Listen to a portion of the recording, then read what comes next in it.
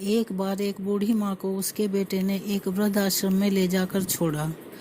इस माँ का ये वही इकलौता बेटा था जिसके लिए इस माँ ने जीवन भर संघर्ष किया। इस बेटे के लिए वो सब कुछ किया जो एक माँ को करना चाहिए या माँ कर सकती है, और आज भी अपने बेटे को किसी भी तरह की परेशानी ना हो, इसीलिए आश्रम में रहने के लिए भी तैयार हो गई।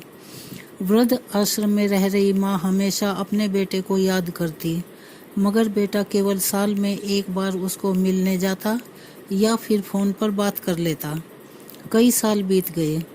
वृद्ध आश्रम से बेटे को एक दिन फ़ोन आया। उन्होंने कहा, बेटा जल्दी से आश्रम आके अपनी माँ से मिल लो, वो बहुत सीरियस है।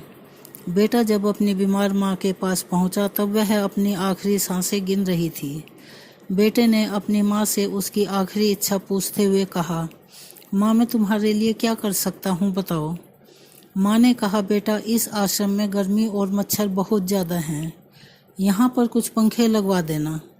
फ्रिज ना होने की वजह से यहाँ पर हम बूढ़ों को कई बार भूखे पेट ही सोना पड़ता है, क्योंकि किसी का दिया हुआ खाना खराब होने से नहीं बचा पाते। तो इस आश्रम के लिए 1-2 फ्रिज भी खरीद कर दे देना।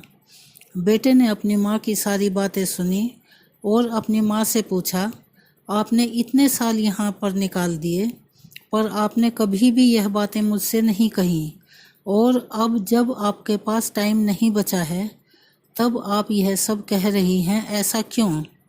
माँ ने बेटे को जवाब देते हुए कहा, बेटा मैंने गर्मी, भूख और पीड़ा सहन कर ली, लेकिन मुझे पता है जब तेरे बच्चे तुझे यहाँ पर छोड़कर जाएंगे तब तू यह सब सहन नहीं कर पाएगा। इसीलिए तेरी सुविधा के लिए मैं तुझे यह सब लगाने को कह रही हूँ।